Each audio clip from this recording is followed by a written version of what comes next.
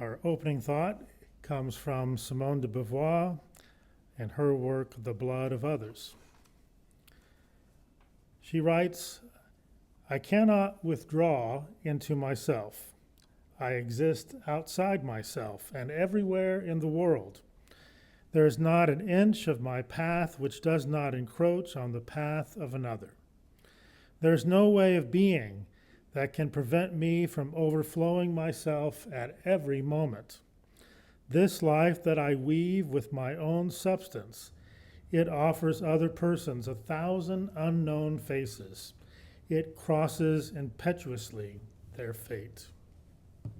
Our next reading is from Martin Luther King Jr., from his Christmas sermon on peace from 1967.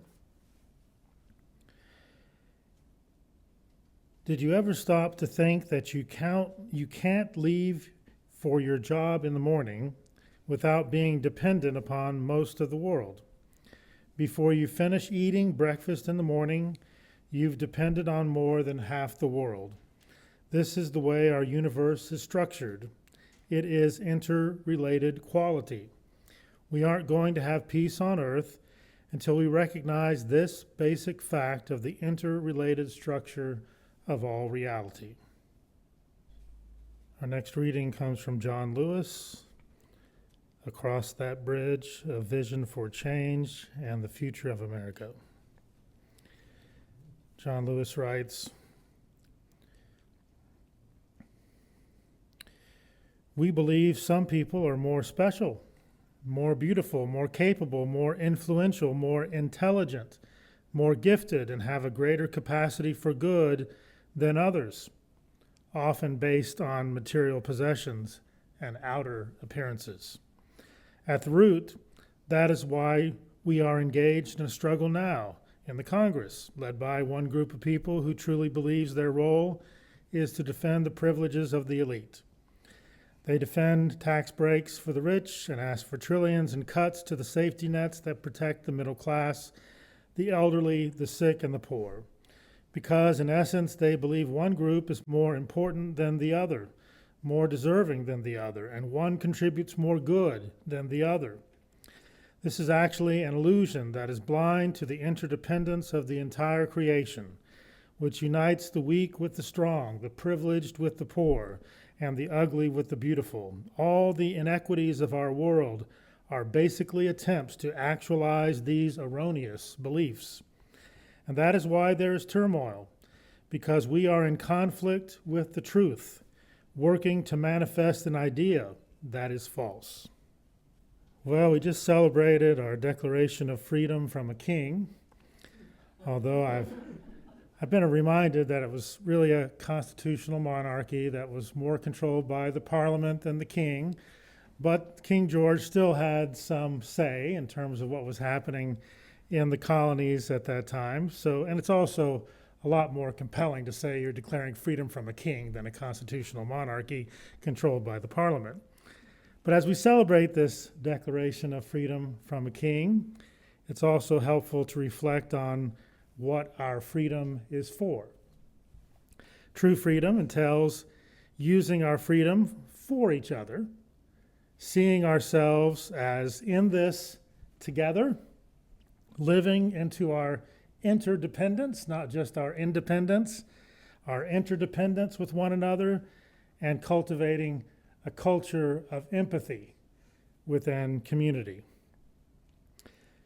What a different world it would have been had that focus on interdependence, that focus on empathy, that focus on community. What a different world it would have been had that been the focus of the early days of the founding of the United States. What a different world it would have been even prior to the founding of the United States. What a different world it may have been had Columbus used his freedom not to torture or enslave or kill the human beings he encountered when he landed at what was only a new world to him and his shipmates. What a different world it may have been had he returned to Europe and made the case for peaceful relations with the people, the human beings that they had encountered, rather than viewing their lives as expendable and their land as there for the taking. What a different world it would be if the United States had used its freedom from Great Britain to become free to be truly good to one another, rather than continue to enslave human beings and erase indigenous people and steal their land. What a different world it would be had we used our independence to live into the interdependence that we experience with the whole human community, every single human being, and also the community of all life.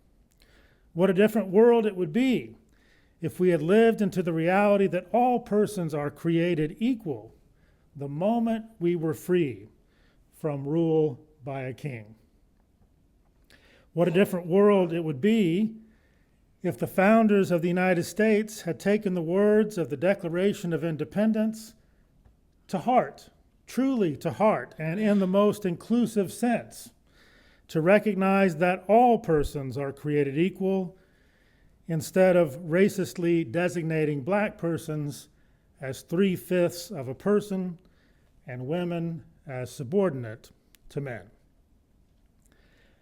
What a different world it would be had the United States recognized the equality and the interdependence of all people and emancipated enslaved persons without a civil war. Without a civil war, costing 620,000 lives.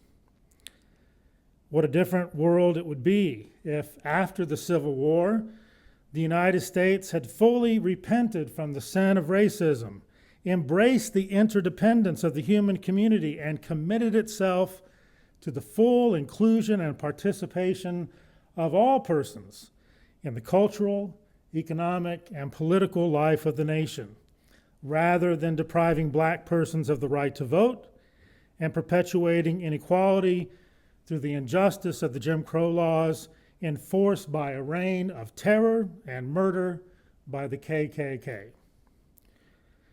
What a different world it would be if, in response to the civil rights movement, the United States had committed itself to equal opportunity, equity, and justice for all, rather than allowing greed to lead us to record income inequality, and allowing racists to use and abuse the justice system to create an incarceration nation that disproportionately affects persons who are black and brown and poor.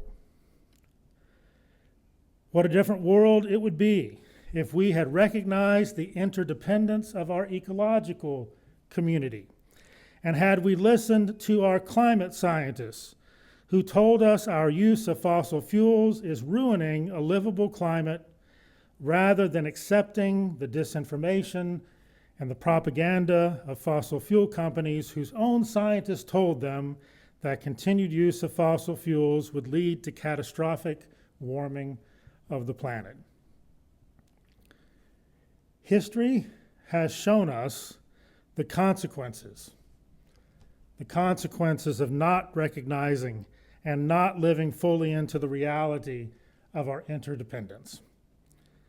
But we can still work for beloved community, both in the present and in the future. We cannot let our lament over what might have been keep us from engaging the hard work for justice in our times. Rather, we must learn. We must learn from the lessons history has taught us to make sure our present and future do not continue to rhyme with the worst of the past. Because the worst of the past is a very bad poem. The founders of the United States, not the founders of the land that we live on, not the original peoples who lived here, but the founders of the United States did express elements of a vision that was greater than their virtue. A vision that was greater than their virtue. And when the United States has at times come more close to fully living into that vision. Sometimes it feels like we're finally beginning to live into that vision of all persons being created equal with liberty and justice for all. Seems like each time we come close to that, America's original sin of racism rears its ugly head yet again.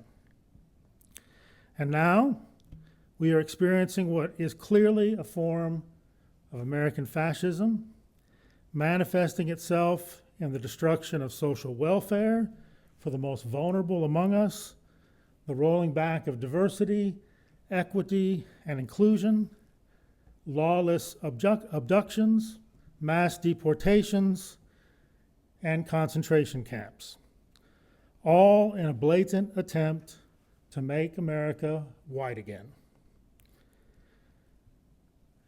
But our interdependence is a reality that cannot be ignored. And fascism in the United States will not have the last word. But we must not lose our compassion. We must not lose our humanity as we work against it. For as the theologian Thomas Merton once said, compassion is the keen awareness of our interdependence. I'm reminded this week that love never rejoices in or mocks the suffering of others. Love never rejoices in or mocks the suffering of others, whether they are persons who are suffering in a concentration camp here in the United States or abroad, persons who are being abducted, separated from their families, or persons who are suffering because of floods in Central Texas, separated from their families. Some have lost their lives, some have lost all that they owned. One of my former students and his wife and child lost everything they had. And another student lost members of their family this past week. Love never rejoices or mocks the suffering of others. No matter what side of the political divide they may be on, all persons are persons of sacred worth, and their suffering is something that we should attempt to help them avoid and to be there with them, to care for them, to show compassion, to prove that empathy is a virtue that all of us should be participating in. There is an ironic thing about fascists and fascism and our experience of it in the world today within our own country, and it's this. By their very nature, fascists refuse to learn from history, and they want to keep others from being exposed to real history. And the history that they are suppressing is actually a history that shows us what eventually happens to fascists and fascist countries. They don't last. They come to an end. The hell they are creating for others will eventually become a hell for them. A hell that could have been avoided through education, empathy, equity, justice, love, and compassion, the very things they revel in destroying. And it is a hell that we can all escape. It's not a hell that we have to stay in. It is a hell that we can all escape if we make the sacrifice that is necessary to fulfill the vision, the vision that our founders had bits and pieces of in the words that they shared with us in the founding documents. The sacrifice that's necessary to fulfill the vision that all persons are created equal in beloved community. Not just beloved human community, but the beloved community of all creation. And when we do recognize that, when we do make that sacrifice together, when we do eventually defeat fascism as it's being expressed in our nation today, perhaps then we can celebrate our Interdependence Day, our Interdependence Day with one another. What a different world it could be. What a different world it could be. Our benediction this morning comes from Lucas Hergert's Democracy's Benediction. We are democracy, unruly, unfinished, unrelenting, people of rebellious joy, taking to the streets, underground resilience, resisting complacence, the pleasure of activism, organizing into simple hope. We are democracy, people of principles taking on principalities, witnessing the worth of those called unworthy, justice just now gaining ground, integrity of interdependent existence extending, living democracy in heads, hands, hearts. We know that democracy can die, ossify, brittle byproducts of bygone idealists, plotting politicians, pirating votes, corporations cannibalizing our care for the world. Look, it can wither, distend, come to an end. Democracy, today we will love you alive, make you ours, make you thrive.